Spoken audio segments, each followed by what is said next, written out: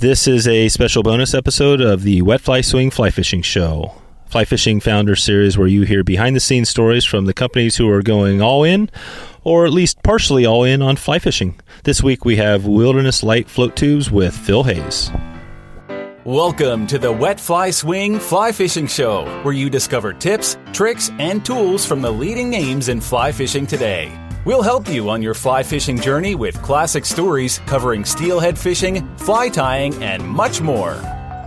How's it going, everyone? Thanks for stopping by the Fly Fishing Show. I want to take a moment and direct you to a new survey I have going on this week that I'd really love you to take a look at. Go to wetflyswing.com/fantasy, that's FANTASY, to take the short Fly Fisherman's Fantasy Survey. This shouldn't take long and will be a lot of fun to check out the results. This is a way to help guide the direction of the podcast and kind of take a look at what the next big thing is this year. So please take a few minutes out of your day and go to wetflyswing.com/fantasy, or just go to, in the show notes, click over, and there's a link at the top of the page that'll get you right to the survey. But even better yet, why don't you just click pause right now and pause my voice, and then click over to the show notes and that link and fill out the survey, and then come back when you're finished. Okay, now unpause and let's get back into the show.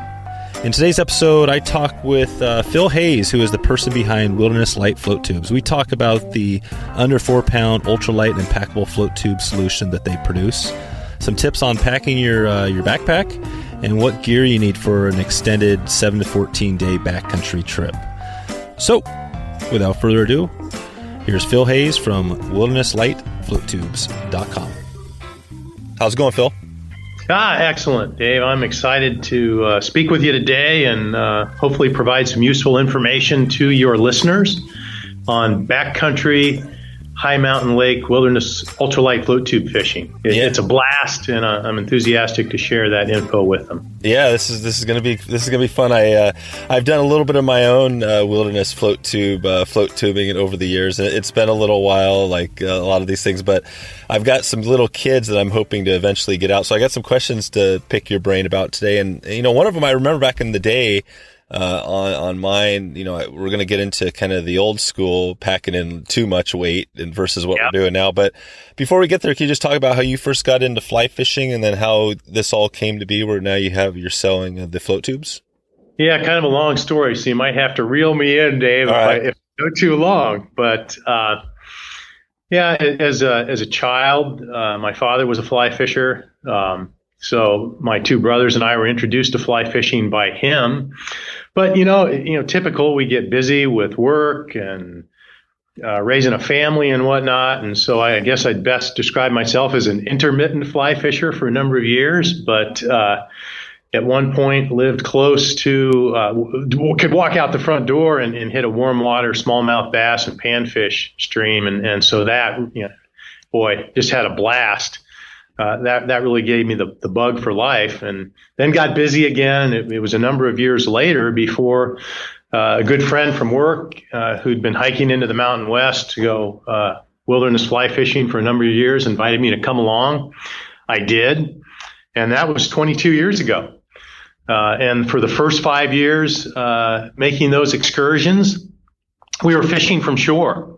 So fly fishing from shore can be a bit frustrating, putting on the waders, wading out on ledges, falling into the water, getting soaking wet, losing a lot of flies in the trees and whatnot behind you, and a lot of the lake not being accessible.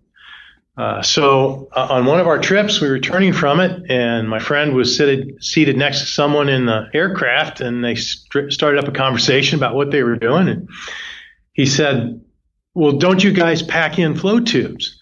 And it was a bit of profanity. No, it's absolutely impossible. They're too bulky. They're too heavy. We go in for 7 to 10 days, and between our food, shelter, fishing gear, clothing, there's no way we can haul in float tubes. And he said, "Well, no, there is one brand of float tube that will work for you guys, and it's called Wood River." And this was about 2001, 2002. And sure enough, Wood River had a couple models of float tubes that were in the 4 to 5 pound, maybe 5.5 pound range. And they had a reasonable pack volume. And so we bought Wood River tubes and started packing in with those. What a difference in terms of the ability to cast, the quality of fishing, hit all the structure throughout the lake. I mean, it just truly, I hate to use the trivial, but a game changer, without a doubt. Well, the unfortunate part of that story is that Wood River went out of business in 2003. Oh. Huh. Yeah. So their float tubes became unavailable.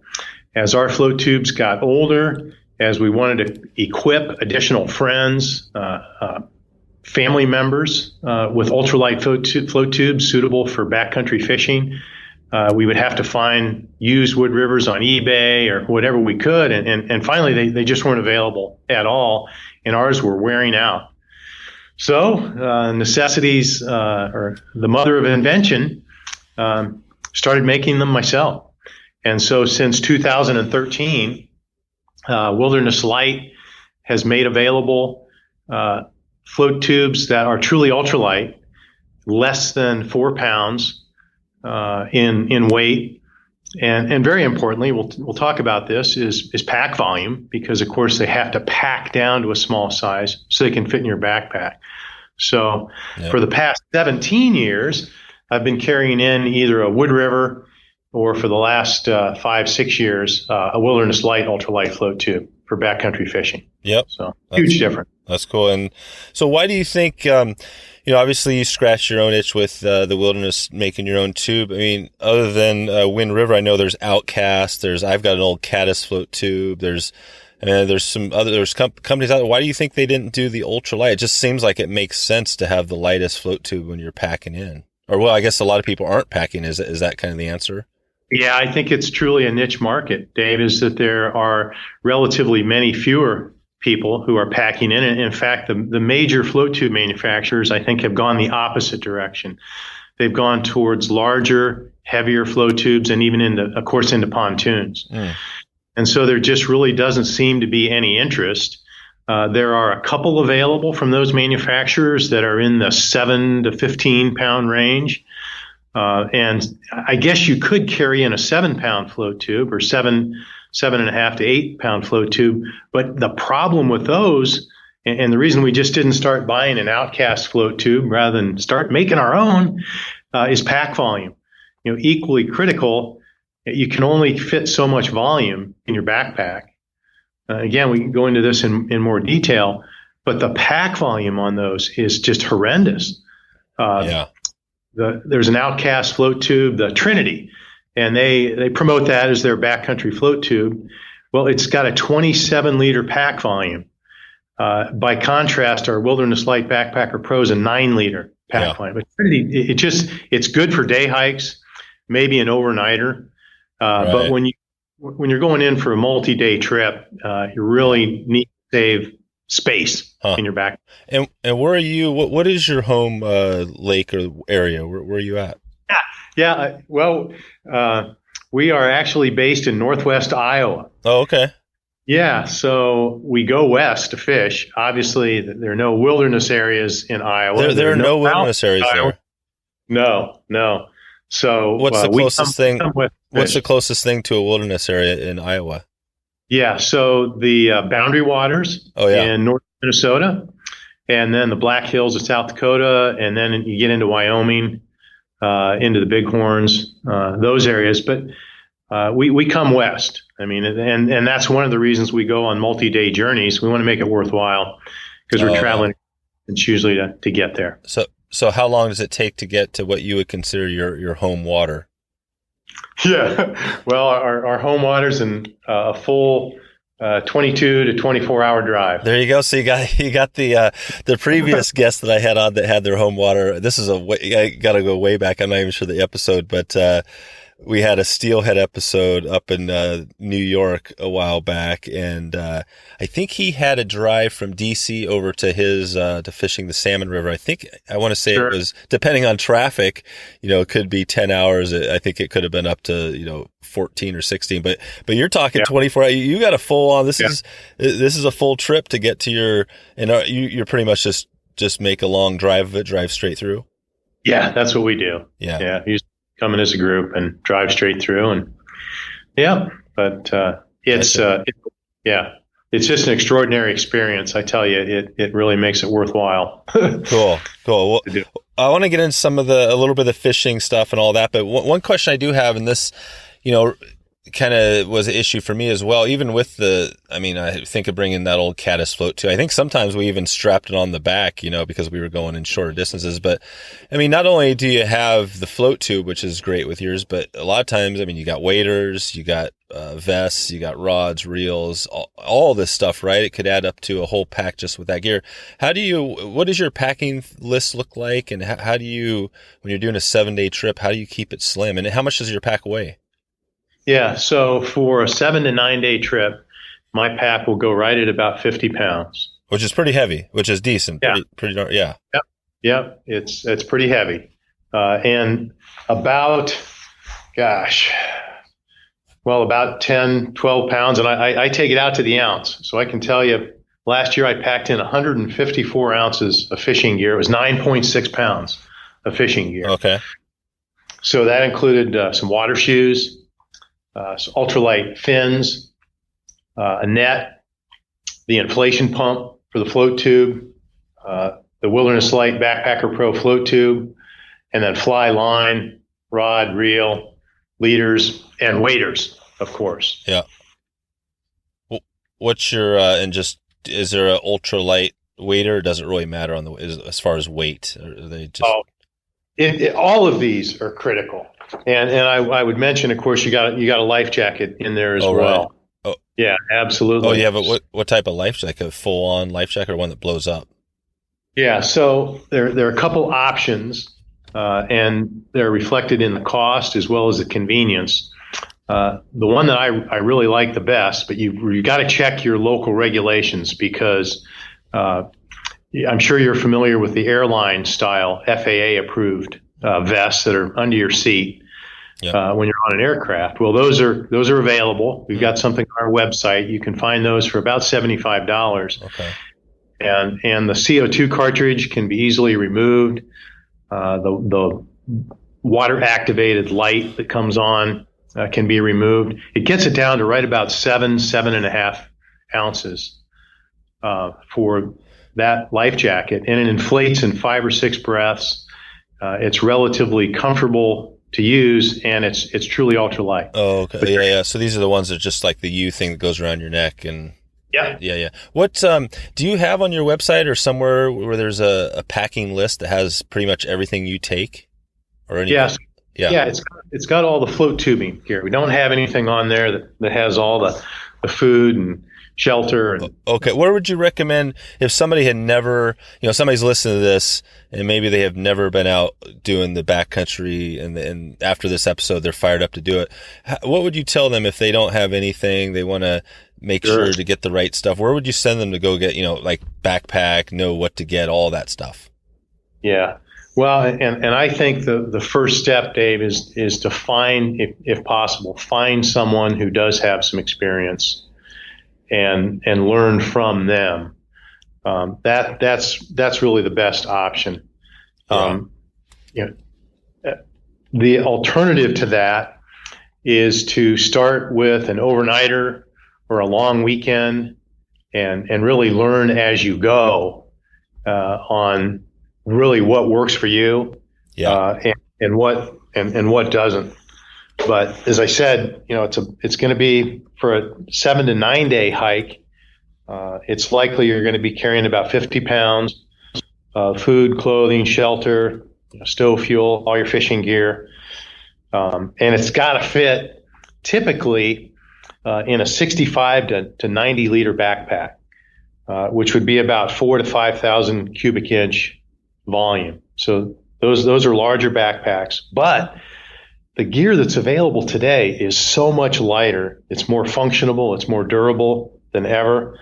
And that's what really makes these trips worthwhile. Yeah. The first thing I would recommend, buy a postal scale, because on Amazon, wherever, for about $25, you can buy a postal scale that's got about 50-pound capacity, but will measure in tenth of an ounce graduations. And it really makes it possible for your listeners to accurately assess weight of anything that they're contemplating on carrying with them. And the frustration, I mean, you started with the question, where do you start? Where do you go? The unfortunate, and the reason I recommend a postal scale as a first purchase, few manufacturers really list or even know an accurate weight for much of their gear. Yeah. You can start by going onto websites and looking for backpacks, sleeping bag, tent that are ultralight, but you'll probably want to purchase it, make sure you can return it, and weigh it when you get it. Gotcha. Okay, and is 50 pounds? I mean, can you go lighter if somebody didn't? What if they had kids that maybe were going to come in and? I mean, can you get down to 30 pounds? Is it possible, or is 50 pounds pretty much as light as you can get? Yeah, so absolutely, and it's all about the duration of the trip. Yeah, and the investment you're going to make in the gear. So you can get down to 35 or 40 pounds, particularly for a 5-6 day trip. The other thing that's really helpful, of course, is when you're traveling in 3 or 4 people together, you can share the weight of some of the common items. You don't each need a water filter. You can depend on one person to bring a water filter, one person to bring your backpacking stove, one person to bring your coffee pot, or whatever your skillet, ultralight skillet for frying fish. So you can share a lot of that gear if there's several of you. But just some guidelines on, because some of the heaviest things you're going to have is really going to be your sleeping bag, your tent, and sleeping bag. You can really get a sleeping bag and a tent that are both going to be a 2-pound, 1-person tent. Mm-hmm. Those are available today. Really small pack volume. With a sleeping bag and a pad to sleep on to insulate you from the ground, 2.5 to 3 pounds.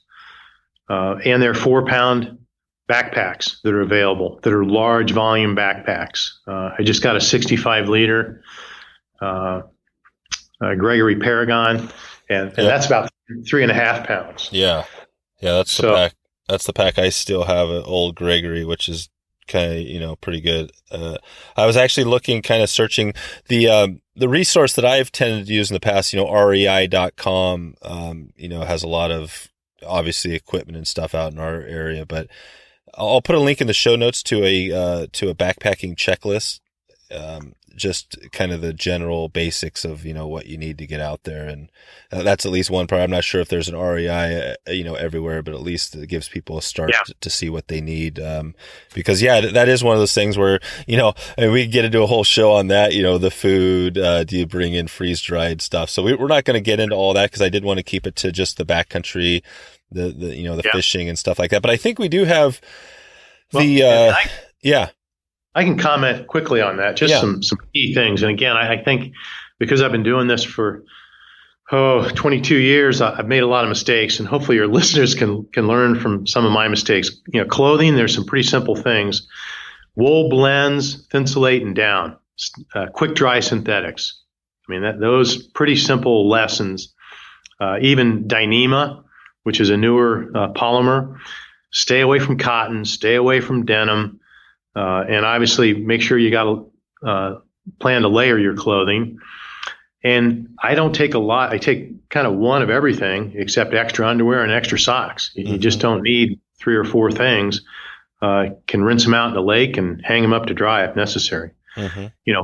Foot care, polypropylene liners, worth their weight in diamond, literally. To wear those under a light wool blend hiking sock.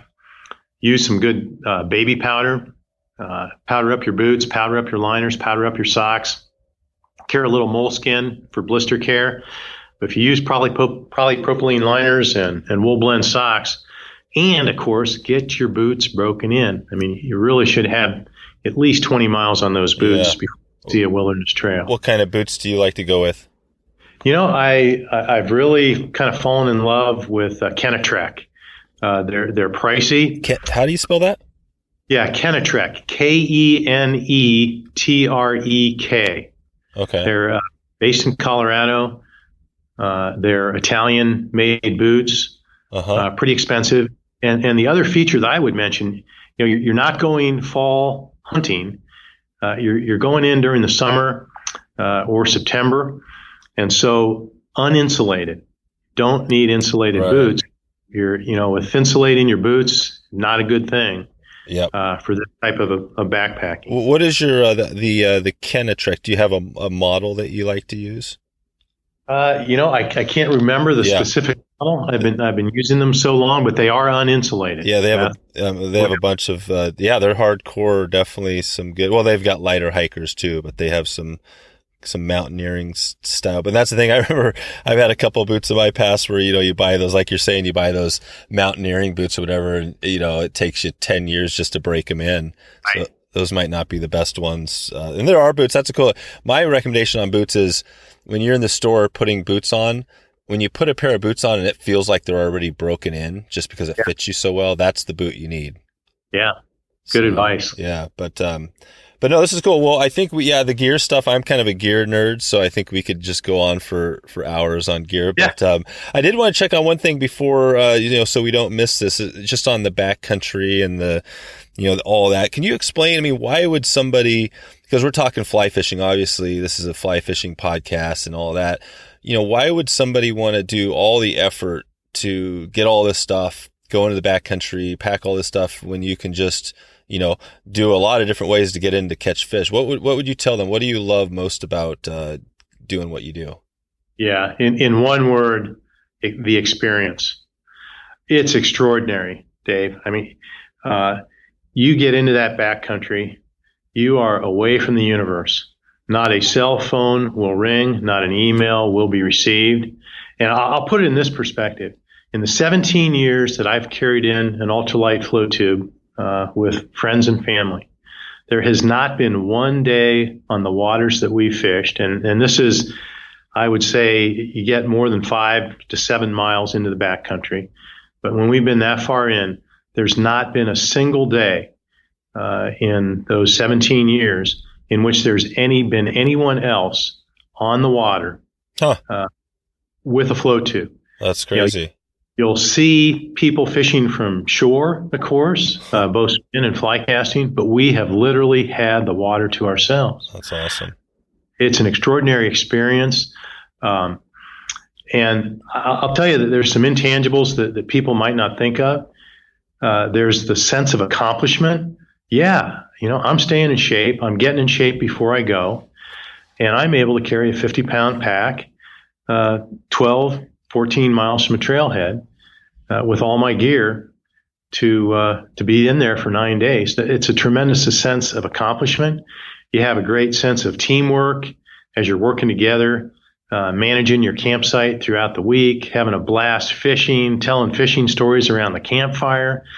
It's great for your kids. There's no better way to learn to fly fish, in my view. What age do you think is, when would you start taking the kids? Is there a too young? Obviously there's a too young, but what age would that be when you should, because I guess they can't really carry their gear if they're too young, right? Yeah. So I think obviously for younger children, you want to start with day hikes and overnighters, not 7 to 9 day. But by the time they get to 14, 16 years old, gosh, youth, they've got the stamina, they've got the capability. Yeah. And again, you can split up your gear appropriately. I think our kids started with packs that they were carrying in, 25, 27 pounds. When did you start your kids? How young were they when they did their first overnight backpacking? Yeah. Do you remember that? 13, 14 years old. Okay, so so I get my kids are 5 and 7, so I'm kind of pushing like, well, maybe we can get out there for a couple a night or two or something like that. Well, and I think you can at that age, Dave, for a child that age. And I was referring to an extended backpacking journey. Okay. 14, 16-year-old. Oh, right. Yeah. Absolutely. Yeah. And I tell you, you talk about quality time. I mean, it brings back the thought of the old-fashioned time around the dinner table. Yep. Where a cell phone wouldn't ring and your kids weren't texting or media. I mean, you have a conversation with them. This is what the people probably, in our country, this is what they need. They need to get into backcountry because it'll force them to, well, I guess they could still use their devices out there electronically and stuff, but it forces them. Well, that's a good question on the electronic. So, what is, I was going to ask you this before. So on the, I always called it, you're out there hiking, your luxury item. Do you have what is your one luxury item you take on your trips? Or do you have one? You know what I mean? Basically where it's like, well, the one thing you get. Sure. Well, I like hot cocoa after dinner. That's a luxury item. Uh-huh. I love preparing fresh fried trout. And so, taking the fixins, olive oil, some nice breading to fry up some trout. I mean, that's an extraordinary treat. And wow. Yeah. I get that. That's how I would. That is pretty good. And are you fishing areas? Maybe let's talk a little bit about the fishing a bit. And before we get into that, I just will note my luxury item kind of was always, I'm not sure if you do the Thermarest or what you use, but for my bed, the Thermarest with the chair kit, you know what I mean? So it's got the little, it folds into it. It's not only a bed, but becomes a little lazy boy sitting out there, which adds some weight, but I always love that. That bonus. But so now the fishing, so can we talk about, without, giving away any secrets, or is there a general kind of area, or is there a lake we could talk about, or just, something to help somebody, and so we can talk about the fishing a little bit? Yeah. So, and I think that's in really the context of the how to, where are you going to go? When are you going to go? What route are you going to take? Yep. And there's several, critical options, because they're wilderness areas that have a lot of lakes. There are some that have very few. And what makes it a wilderness area versus just a forest or anything else? Yeah, so wilderness areas by regulation can be accessed only on foot or only on horseback. Okay. No mechanized vehicles, and so it's not legal to take in a mountain bike. Obviously, a four-wheeler, anything like that is prohibited in wilderness areas. So really, to get the most pristine experience, to get into an area where there are going to be few people, you're going to have the water, campsite to yourself. Wilderness area is the ideal scenario, and it's a fun break from fly tying in the winter. Look at topo maps. Yeah. I'll tell you, you can identify a prospective wilderness area that may be in reasonable proximity to your home, and see if you can find an area that's not too distant from the trailhead. So within your capability, depending on the number of days that you plan to be out, is there a locale that you can get to, a reasonable hike, that has 3, 4, 5 lakes that are bunched fairly closely together? Huh. Because typically what we'll do, Dave, we'll hike in and we will establish a base camp. Okay. Our tents and so forth, our main campsite is going to be there for the 7 to 9 days. But we love to take day hikes. If there are other lakes, and we always choose locations where there are other lakes within an hour, maybe 2-hour day hike from our main base camp. So you get the opportunity to fish other waters as well. That's really helpful, because particularly if you're going to waters for the first time, you really don't have a clue what type of fishing there may or may not be. And so it gives you other options, gives you the fun of exploring additional waters. Mm-hmm. There are a lot of resources that can be available to you as well. Your local TU chapter, your state Department of Fish and Wildlife, make a contact there. There can be organizations. One that's really notable is in the state of Washington, the Washington High Lakers.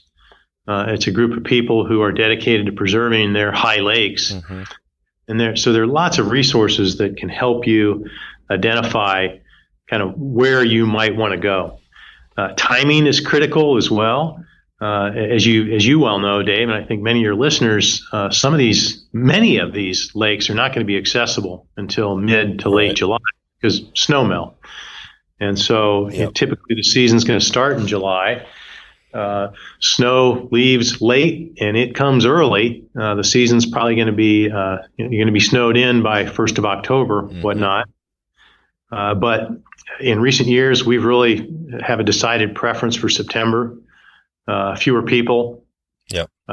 Our kids are no longer school age, and fewer bugs. I mean, it's just terrific weather. That's right. Terrific.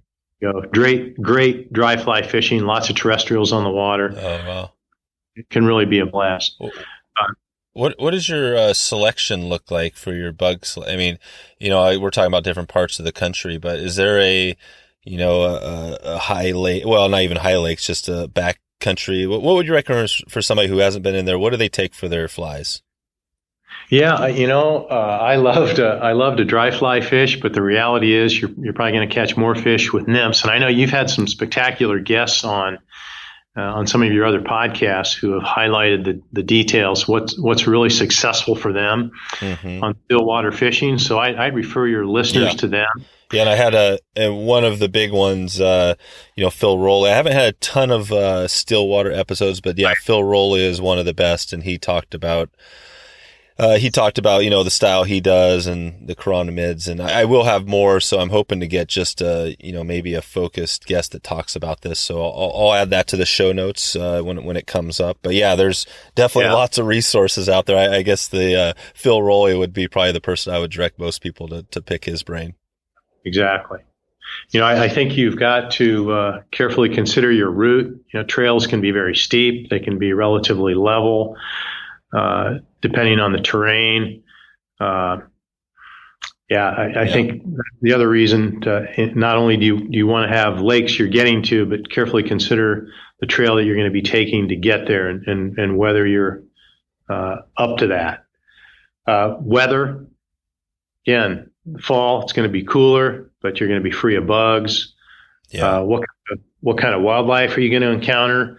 Is an area where bears are very prevalent or not. Most of the areas we go, the most worrisome creature is a chipmunk getting into your pack. Yeah. You put your pack on the ground for 5 minutes and the chipmunk's chewing a hole through it. Yeah. What about the southeastern or, more of the desert? Are there any fishing you ever looked into any of that? I haven't. Again, I've taken my own advice, looking at a topo map and understanding where they're going to be a handful of lakes within an easy, short day hike of your base camp. It's really the Northwest, Montana, Idaho, Washington, Oregon, the Sierras in California, right? Parts of Utah, maybe. Tons of area for sure. Yeah. So I wanted to talk a little more about your product that you have there with the PhotoTube, but before we get there, I guess, is it the Backcountry Hunters and Anglers Association? Is that correct? Yeah. So we take one of our missions at Wilderness Lite is really to invest in conservation organizations that help preserve wilderness acres for public access and preserve the wild fisheries that exist on those wilderness acres. So TU, of course, is one of those. So we're business members of TU. We support TU in that respect. We're also corporate sponsors of Backcountry Hunters and Anglers, or as I prefer to call them, Backcountry Anglers and Hunters, but it's truly Backcountry Hunters and Anglers. Right. And it's a conservation organization that's headquartered in Missoula, Montana. I have chapters in almost all 50 states at this point, about approaching 35,000 members. And the mission of BHA is really to ensure that all of us continue to have access to real quality wilderness fishing on public grounds throughout North America. That's really, really important. And I'll tell you, being here in Iowa, you really get a wonderful perspective because we have no wilderness. We have very little public ground, Right. and that's why we drive 23 So hours. what keeps you in Iowa? Why haven't you made the move out to, closer to Jobs and family. Oh, okay. Okay. Yeah. So the necessities of life. So that gets into kind of some of the float tube. So basically your float tube business, selling the tubes is kind of just a side gig. Well, it was until about 2 years ago now, and I'm now full time with Wilderness Lite. But it started as that. But That's cool. I'm now full time with Wilderness Lite. That's awesome. How is that? What has that change been like? And are you kind of had a career and then retired from your career sort of thing, or are you just full? I think that's the apt description. Yeah. So I'm doing this because I love it more than a money making venture. I think, as we said at the outset, ultralight float tubes are more of a niche market rather than the mainstream, but they make an extraordinary experience possible. And so that's what we are only ultralight. We will only be ultralight. And so we're really focusing on developing innovative products for the backcountry angler who's going to hike in and fish these high mountain lakes. Gotcha. Do you have, how do you develop those innovative products? Obviously you're out there doing it, but do you have other people that are testing your gear, giving you advice? How do you know, how do you make the best product? Yeah, it's both. And I think it's fundamentally, Dave, it's been based on the last 17 years of actually doing it with my family, myself, and a group of people who've regularly gone with me. We've learned together what works, and we've built those designs into our float tubes. But as you mentioned, we also have people we work with, in Washington, California, Colorado, Montana, who also test our gear for us and give us invaluable feedback, kind of give us their wish list. In fact, we've just recently this year launched a float tube that weighs 2 pounds, 14 ounces. That's the total weight of the float. And it fits in a 7-liter stuff sack.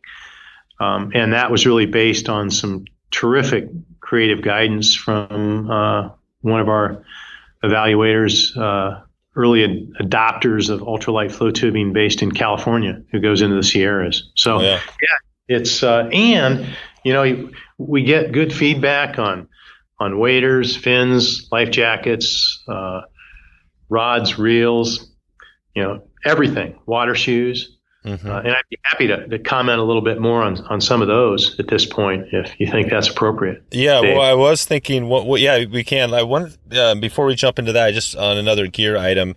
So, say you do have kids in, you go in for a night or two, you're probably not going to take in 3 float tubes. Is there another, if they weren't, to take the kids out into a little boat? Is there a boat that you see out there that you'd recommend that's an ultralight? That might work? And have you ever used boats versus just the float tubes, like little rafts? No.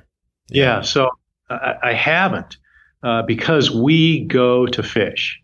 It's a wonderful wilderness experience for sure, but the hike is the hard work, and when we get there, we're there to fish every moment we possibly can. Yeah, and in a float tube, you have constant control over your watercraft from your feet and your fins, and your hands are free every instant. There's no need to put a hand on a paddle, to put a hand on, anything to keep you in the spot where you want to be on the water. So there are pack rafts available that are as light as a float tube, but a pack raft doesn't stay where you want it to be unless you are paddling. And if you're paddling, that means your hands are on the paddle and not on your fly rod. And so we just highly recommend for people who are serious about fishing, a float tube is really the only way to go. To have your hands free and to be able to be on the water constantly. These lakes typically get windy when you're at altitude. It can really be frustrating, I would imagine, to be in a raft and being blown over the lake when you're trying to fish. That's true.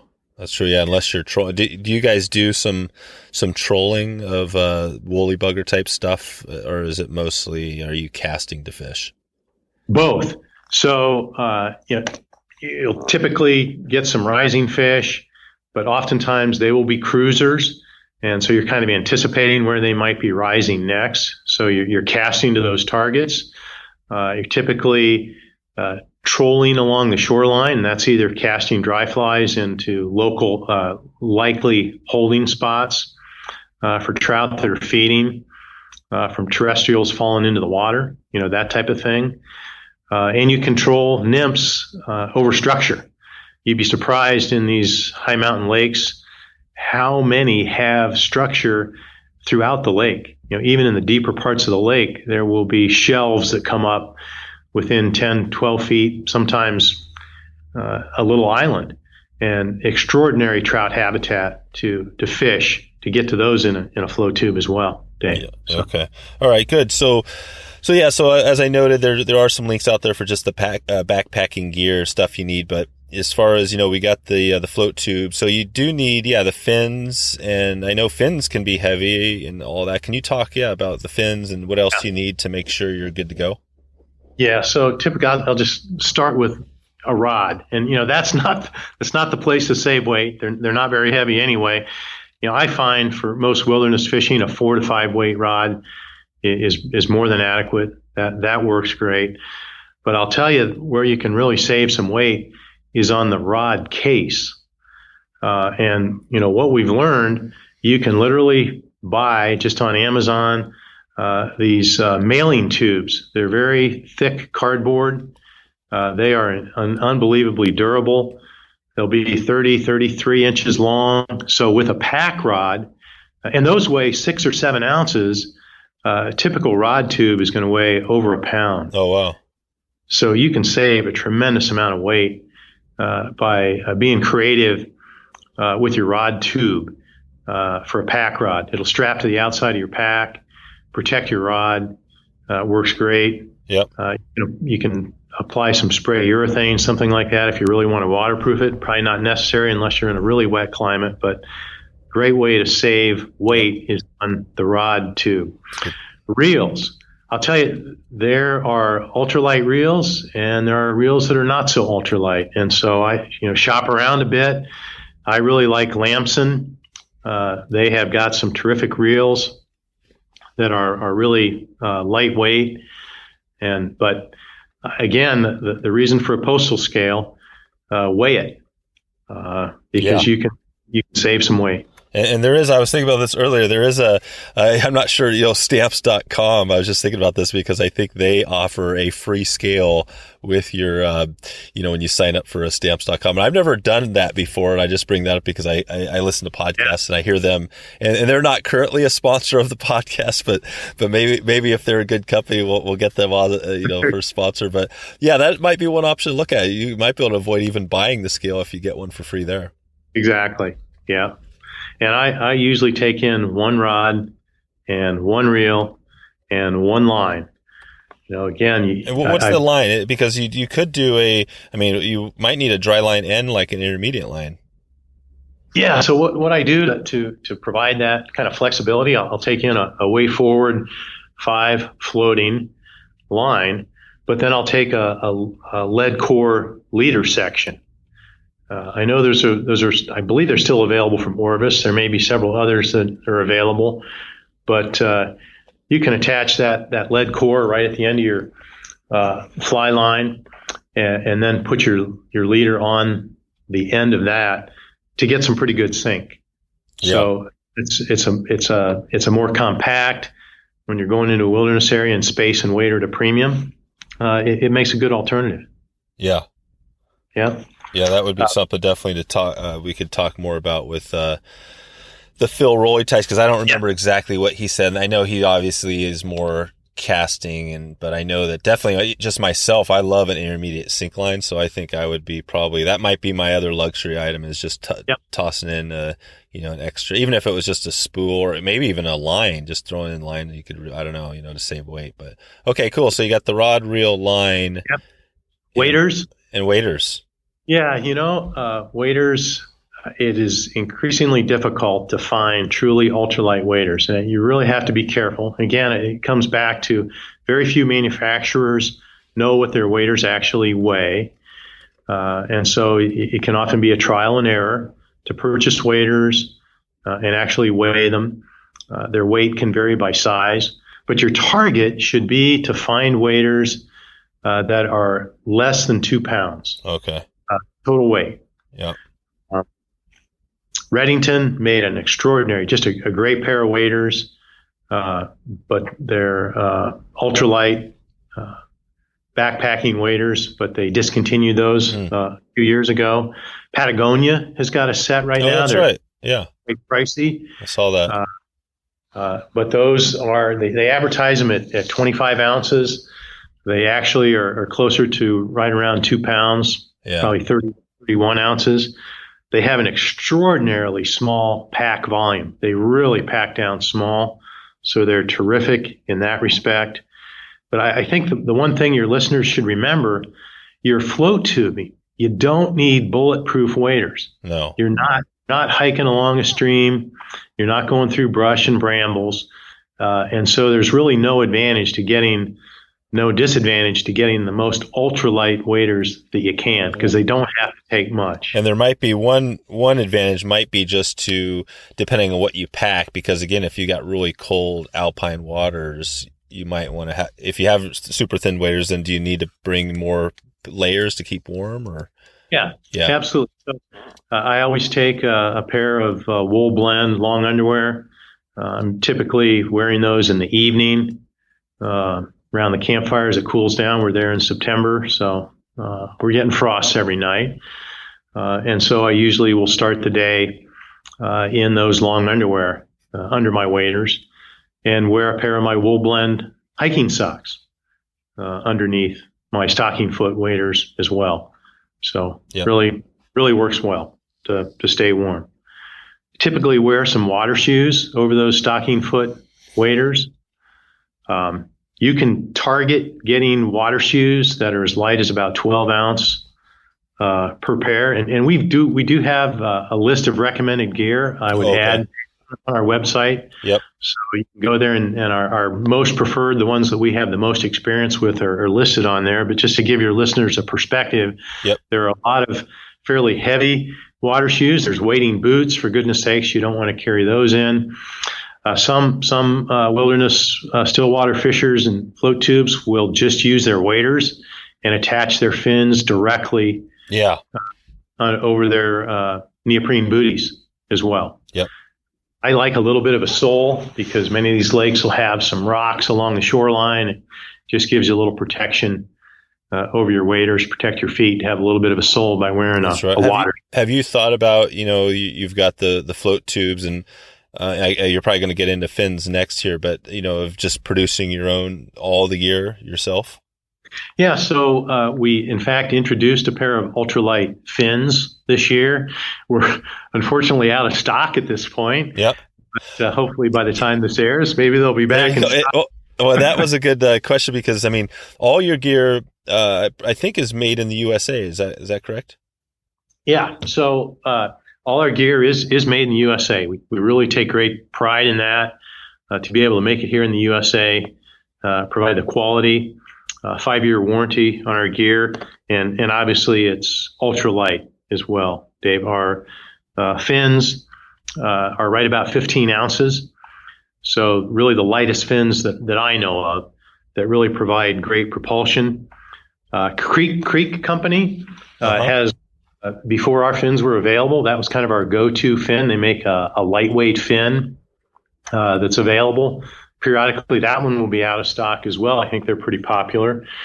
But those Creek Company lightweight fins are a good option. Yeah. And we've used those successfully for a number of years. I believe Outcast has some fins that are a little bit heavier. They'll be 24, 26 ounces, I think, a pair. We've not used those, but I think that's their lightest fin. So there's some options out there. You certainly want to be under 2 pounds for your fins, and you can get really close to 1 pound per pair. Mm-hmm. Fins that will perform well for you. Okay.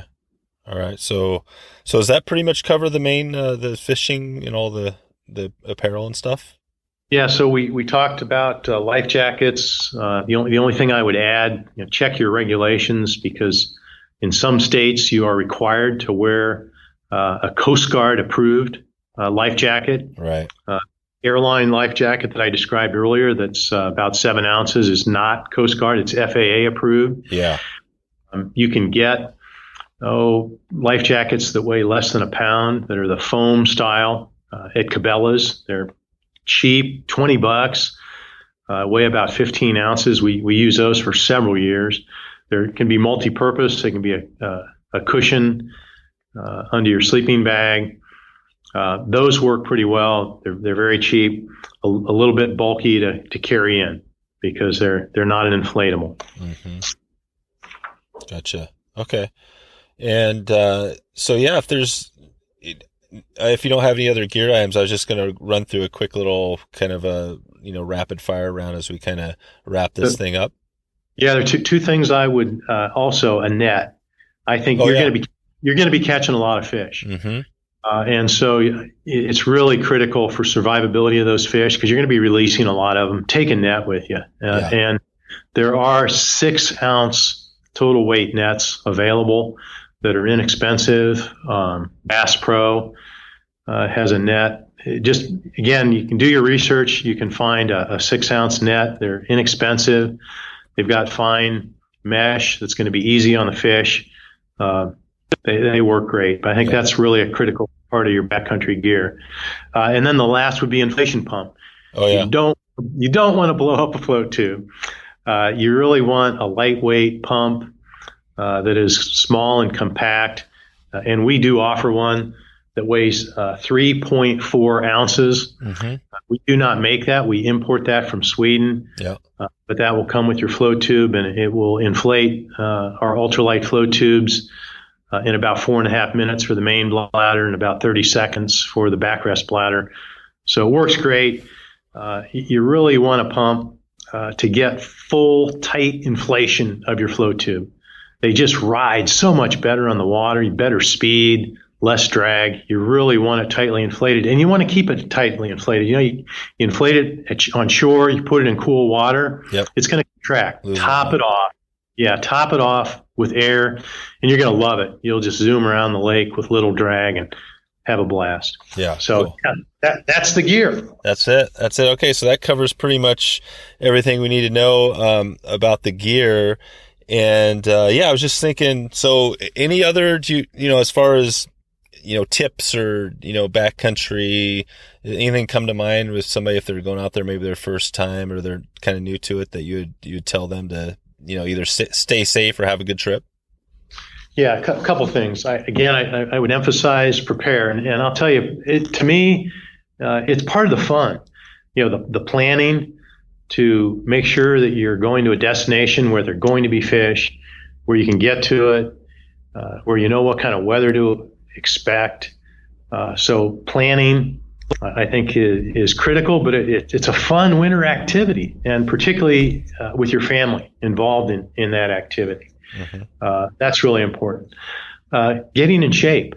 I'll tell you, if I didn't have to hike in to extraordinary fishing, I'd be a couch potato. But the fact that I've got to be in shape, and I don't want to be the one bringing up the rear, it forces me to maintain an exercise program during the winter months. Yeah. So I encourage people, get in shape, ensure that before you go that you've had that backpack on. My kind of rule of thumb is I'll do 3 or 4 hikes of 3 to 4 miles on fairly level terrain, because I'm in Iowa.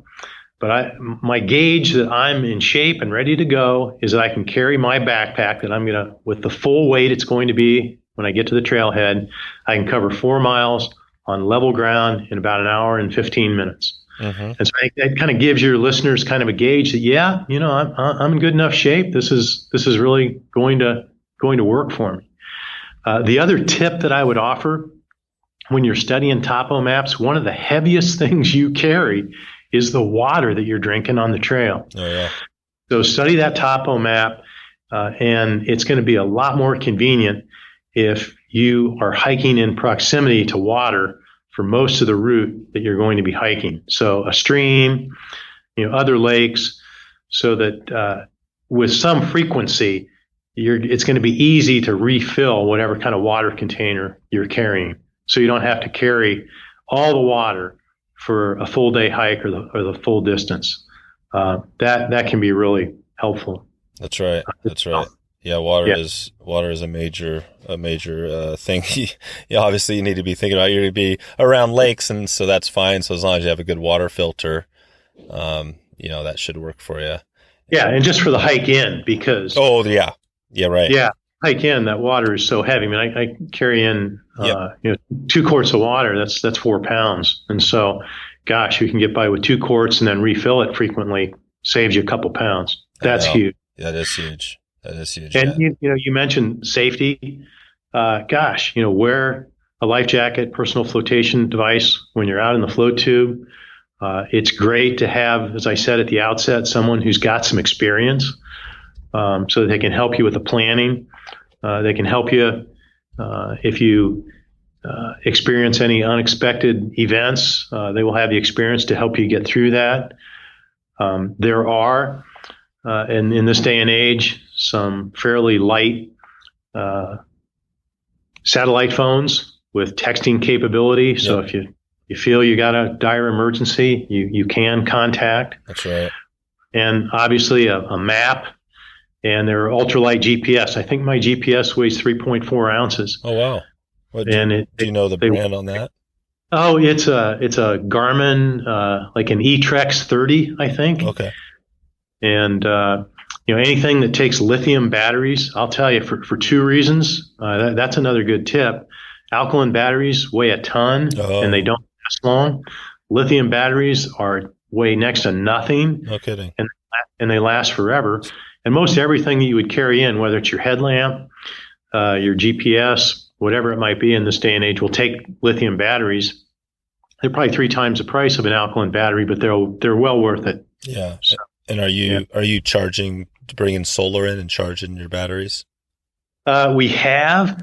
Again, the reason for taking lithium batteries is to not have to carry extra thing.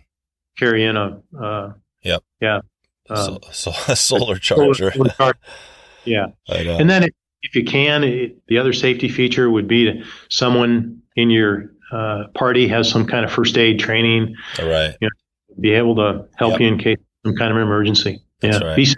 That's right. And be prepared. Obviously, in the mountains, the weather changes. It might be 90 degrees 1 minute and snowing the next. So you got to be prepared for what you might encounter. No, I know. I was kind of thinking about John Gierach in the episode I had with him. He mentioned how he lives right near, I think, is it Rocky Mountain National Park? One of the parks out there. And he says every year, people, they have to call in and bring them out in body bags, people that hike into the area in their shorts, and they don't realize that they're up in the, high alpine, and they freeze to death up there. They end up getting lost, getting stuck. And so, you got to have, obviously, if you're backpacking, you're going to have some good gear. But I love the little, there's a lot of safety stuff you can bring in there, including one of those little survival blankets and, stuff to start a campfire.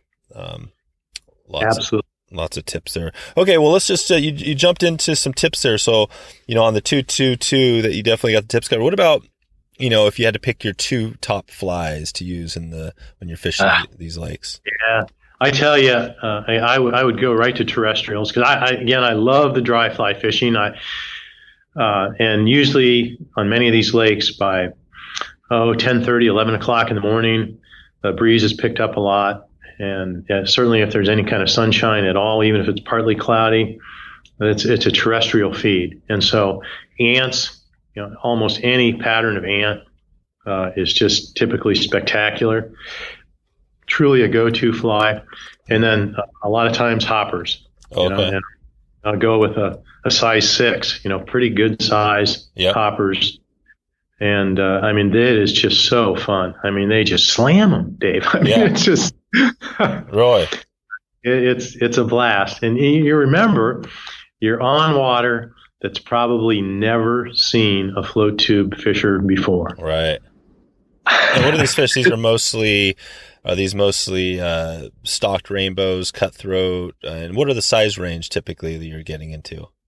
Yeah, so as a rule of thumb, typically the larger the water, the larger the fish. And the larger water on many of these alpine lakes are going to be, I would say 30 to 100 acres, something like that. Okay. It'd be a larger lake, but we'll fish lakes down to 3-5 acres, fairly small. Right. And they typically will have been stocked at one time.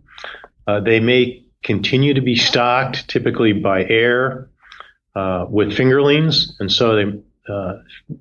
Department of Fish and Wildlife in the state or an organization such as Washington Highlanders may carry in fingerlings, and there might be a pound total weight that might have 1,500 fingerlings that they're putting into that water.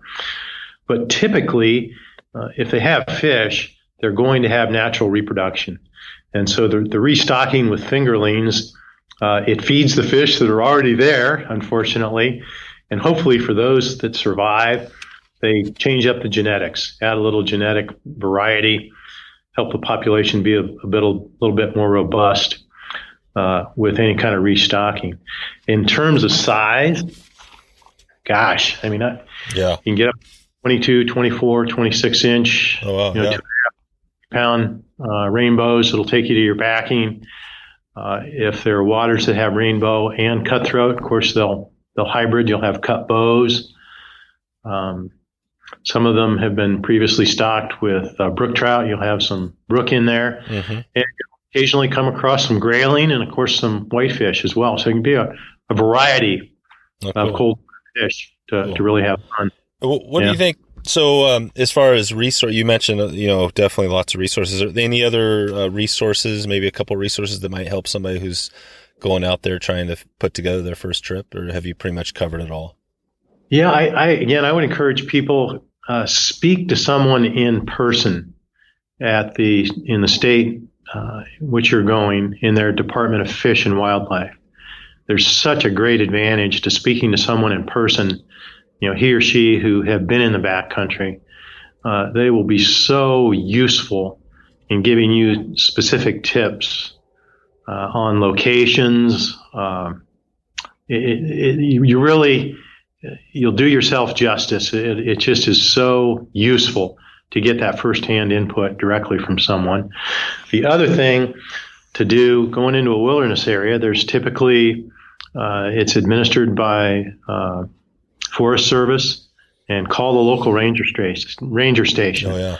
They can give you specific trail conditions. They'll typically have backcountry rangers who've been into the area already. They can give you a tip on what the snow cover's like, if there is any still. Give you a tip if there are fire restrictions. Mm-hmm. So reach out, take advantage of those resources. There are lots available. Make some phone calls, send some emails. It's really worthwhile to do so. Yeah, that's great. Those are definitely good tips. What do you think? Looking at again, getting back to Iowa. What you're still in Iowa. What do you what do you love most about Iowa? Well, I'll tell you, it's a wonderful population of people where people help everyone else. A really hardworking group of people. And your neighbors are truly going to lend you a hand whenever you're in need. So extraordinary in that respect. Truly a very prosperous state, and I think many Iowans, of course, take pride in that we, in many respects, kind of feed the world, both in terms of food production, crop production, and of course livestock. Meat, milk, eggs. So Well, great. Definitely, that is that's a huge part for sure. What any other travel gear? We talked a lot about the gear here, but anything else when you're you kind of maybe your go-to item you don't leave home without? Yeah, absolutely. REI makes a duffel that is an ultralight duffel that's specifically designed to enclose a backpack. Oh, cool. So if you are flying to your destination, it's about $40, I think, REI. It meets airline regulations, so it's not oversized baggage. It will fit. I mean, it fits my expedition pack. That's 5,200 cubic inch pack. A 90-liter plus pack will fit in there, and it is really a go-to piece of equipment, Dave. Yeah, that's a good. It's nice and durable, but it's light. That's awesome. So you just pack up your bag. It's all ready to go. And you just throw your whole thing right in the REI bag. Yep, exactly. That's awesome. It protects it, keeps it all together.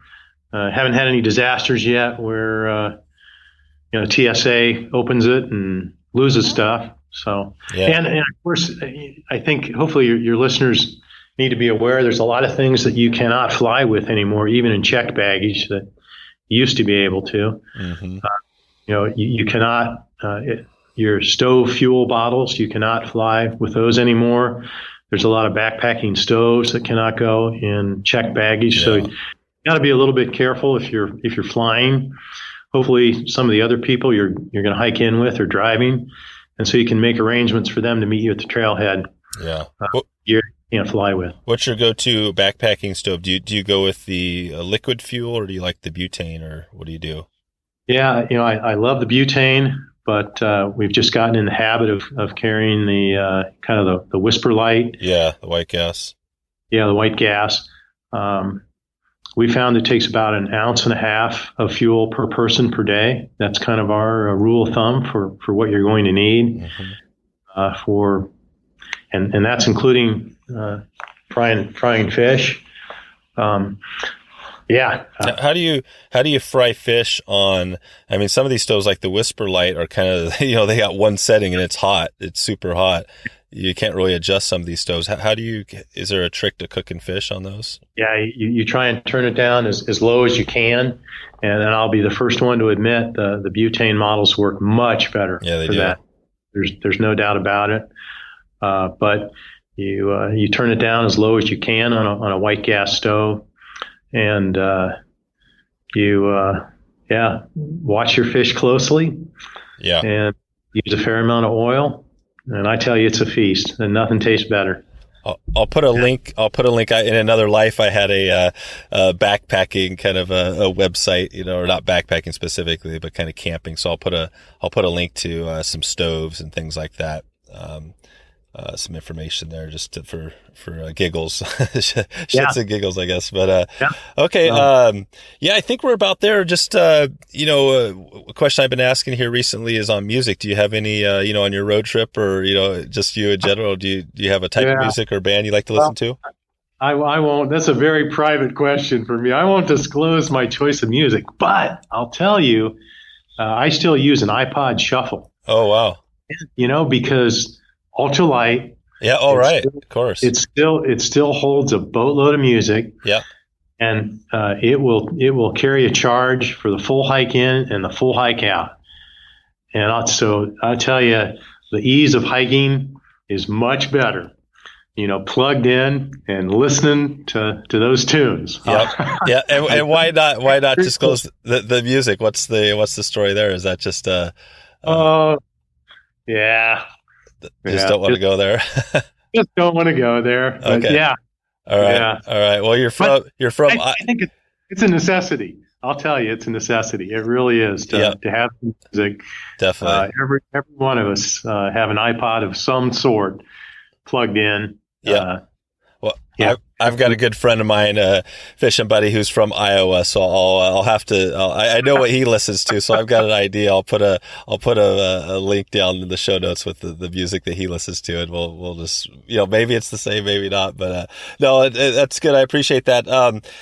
So I think we're about there. What in the next 6 to 12 months? Anything new with yourself or the float tubes, and anything you want to let us know coming up that's new? Yeah, well, as I say, we just introduced 2-pound, 14-ounce. This is really the model for those who really want to go extraordinary distances and have the lightest of the ultralight flow tubes. It's called the Tree Line 2.X because it does weigh 2 pounds, 14 ounces. So I would emphasize that. I'd also just point out if we love to hear from people with questions, comments, their recommendations. So feel free to email us, Wilderness Lite, Lite. So it's Wilderness, Lite, all one word, at gmail.com. Love to hear from people and try to get back to you as quickly as possible if you're asking us a question, because I'll tell you, one of the thrills of doing this is to help other people enjoy the extraordinary experience that I've had and continue to have each summer, hiking into wilderness areas with friends and family to enjoy wilderness float tube ultralight fly fishing. Nice, perfect. And I think we talked about this on email a little bit, but I think you were going to put together some sort of I'm not sure if it was a deal or something for the listeners. Maybe do you want to talk a little bit about that, or is that something? Yeah. Sure. So what we would love to do, and we talked about it a little bit earlier here, in support of backcountry hunters and anglers. And one of the things we'd love to do for your listeners is to provide them a complimentary first-year membership to Backcountry Hunters and Anglers, so they can learn all about the organization. They'll receive the quarterly publication, the Backcountry Journal, which features a lot of backcountry fishing articles as well as backcountry hunting. And so we'd be pleased to provide to your members at Wet Fly Swing a membership to BHA for 20 compliments of Wilderness Lite. Perfect. Yeah, I appreciate that. And I'll put a link there at the top in the show notes again to where they can get a hold of that, and we'll get that off air here. We'll figure out how to set that up so it's real easy to get a hold of that. And I'm excited. I think I've taken a little bit of a break from some of the stuff. Again, like you said, family and everything like that. Yeah. But I think my goal, this summer is at least get one trip in, and I'm not sure if I'll be able to get all the fishing, but I'm hoping to go for it. So I appreciate you taking the time and sharing your wisdom, and this is definitely something that I definitely love doing, and I'm sure people that haven't tried it out are going to love it. So yeah, Phil, just thanks again for coming on, and we'll hope to keep in touch with you. Very good, wonderful. Thanks to you, and thanks to your listeners, Dave. Take care. All right, see ya. Bye. So there you go. If you want to find all the show notes with all the links we covered, just go to wetflyswing.com/tube. And please follow us on Instagram and leave a comment if you listen to this episode. That's Wet Fly Swing over on Instagram. And take a quick look at the Fly Fisherman's Fantasy Survey to help guide the direction of the podcast and the upcoming events this year. I need just about 20 more people to reply to give us enough information here to kind of give us some direction. So that's wetflyswing.com/fantasy. Or just click the link in the show notes at the top of the page. Thanks again for stopping by to check out the show today. Looking forward to catching up soon, and hope to maybe see you on the river or online. Thanks for listening to the Wet Fly Swing Fly Fishing Show. For notes and links from this episode, visit wetflyswing.com. And if you found this episode helpful, please subscribe and leave a review on iTunes.